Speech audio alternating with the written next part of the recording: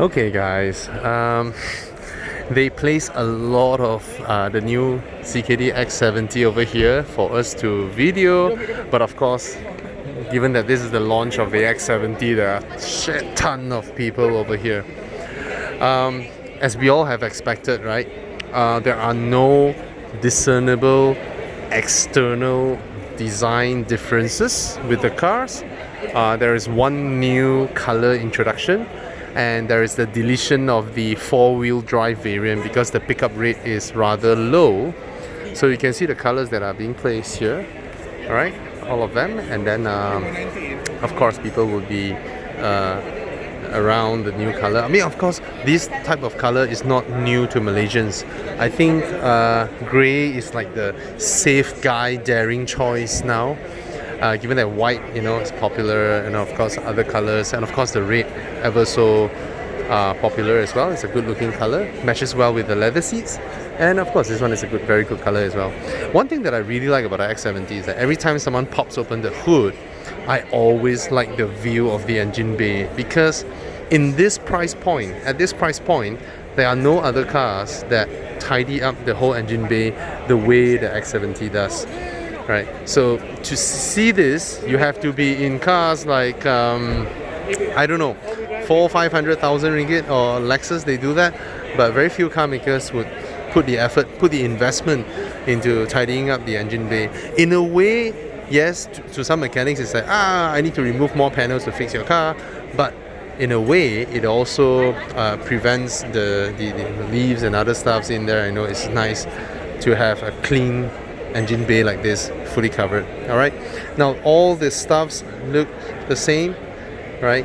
It is still the good-looking X70, and I'm glad they did not do the facelift that was introduced in China and all that, because that will seriously affect the resale value of current X70 owners. From the strategy of what they present today, those who already own the X70, you can rest assured that your car's resale value will not be affected much. All right. Top variants has the Ultra Contact UC6 from Conti. Great tires. Okay. And in terms of feature, it is still the same high spec, high feature laden X70. You have the high quality leather seats. You have the ventilated seats. You have the adaptive cruise control. You have the voice command. All these are still there. And of course, the new thing everybody has known. Look at that, that's the new one. That's the new shifter for the 7-speed dual clutch. Alright, power has been up a little bit, price down a little bit, a lot more better value when it comes to the 4G package, the data package that comes with the car, and then they have optimized the engine ECU to pair better with the 7-speed dual clutch. So now 0 to 100 is 1 second faster, fuel economy is better by 13%. And overall, I mean, I really want to drive it, the dual clutch gearbox. We flew to China earlier on to look at the plant that produces the dual clutch transmission, the 7-speed dual clutch. So now we're happy to see it fitted into the locally assembled X70, and you can't really find any huge differences when it comes to the quality of the whole thing, basically.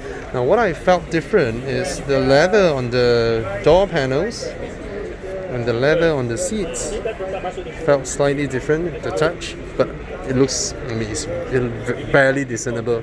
Alright, you still have this material on the dash, the brushed aluminium look-alike material, still a very nicely fit and finished interior for its price point. I mean, you can even compare this interior upwards to cars that are 200,000 ringgit.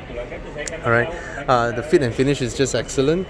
The design cues are still the same, especially this one. This one is already like a Geely design idiom, right? The door handle comes up together with the opening mechanism. Alright, everything else is the same. Okay, you still have this really plush seats, and I would presume the boot is still that small. Alright, look at the sunroof. The sunroof blind still the same. The sunroof blind to some is a bit too thin, so that the sun glares will still come in. But overall, it's the same car, apart from having a dual clutch gearbox, having better improvement when it comes to performance, fuel economy, and the price has dropped. And if you are hoping for a huge deduction in price, do know this. Now, most car makers, when they do a CKD, and before the CKD started, the initial CBU, the pricing would be somewhat similar to the CKD, not too far apart. Why? Because the government gave a good exemption to those who are 100% planning to do CKD, to encourage them to come here to support our local vendors, to have localized parts in the car. So for Proton to be able to further reduce the price, even though it is only that slightly, but when you add up the stuff that they throw into this car, right? The 4GB package, 5-year unlimited, 5-year 1GB package. The 4GB is only for the first 3,000 people who book the car, and then you get 5-year unlimited mileage warranty, all this, and then you get 5 labor-free service and all that. The value that they represent in this car is a lot bigger than what you see from just the face value of the discounts. So I think that is a very, very welcome proposition. Alright? So again, there are no cars in this segment at this price point that runs on a CAN bus system. If you haven't watched my previous videos, let me explain. The X70 runs on an architecture that is very advanced, that is run by those BMW, Mercedes, Volvo and all that. So what do I mean by CAN bus architecture is that all the wiring goes to a central ECU, and the central ECU has an interface that the driver can interact with, and that allows you to control the parameters of the car. You can use your voice to lower the window, you can use your voice to lower the panoramic glass and all that. These are only capable on cars that runs on CAN bus architecture system. So this is a very advanced car for its price point. Alright, so yeah, glad to see this car spurring Proton sales. Last year they sold 29,000 X70s, which makes it the most popular premium. Do I call it premium? I mean, they call it like 100k above, you know. It's the most sellable one out there, and it has dented the sales of B segment sedans, it has dented the sales of C segment sedans, it has affected the sales of other C segment SUVs by quite some margins, but it is also understandably why. Alright, and another thing is that now this engine is Euro 6 compliant. So let's hope that Proton, with the CKD and all that, we're able to export this car into other markets. Alright, that is the hard part, because Proton now sells rather exclusively to Malaysia. I mean, other markets are insignificant in terms of volume, right? And 100 over 1,000 unit is still a long way away to have that kind of critical mass to be an independent car maker. Of course, with the backing of Geely, you know, that is a very, very good thing, because you now have ready platform, ready models that you can save in a way in terms of R&D costs. But Malaysia is a very good gateway for Geely's cars, especially right-hand drive. They don't have right-hand drive before this, right? So Malaysia will be the place where the right-hand drive conversion happens, and the export into markets like Australia, Middle East, etc. That will be a very, very good start. I really want to see Proton grow out of our country borders, right? That is the goal. And thank you to the parties, the governments, people who actually contributed in not just shutting it down. I mean, we were all saddened, right, a few years ago.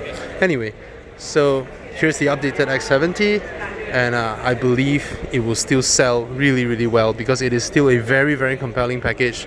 There are still no competitors in terms of what it can do and what it is priced at. For now, there are still no competitors for now, but of course the shock factor is not as big as when it first arrived. Oh, that's a very nice leather seat that I'm looking at. That's a nice combination. White stitching, same quality materials. That's really nice. Alright, that's the white color, and that was, I don't know what's the name of that color, but I remember it was there in the previous X70. Alright, so short video because there aren't too big of a difference. If you want to watch my other videos, I have done more than 1,000 car reviews in the past few years, so all cars are recent makes and models, and I've extensively reviewed the X70, even doing a hill climb run in it. Of course, I believe now with the dual clutch gearbox, my hill climb run could be faster. Alright, cheers guys, signing off.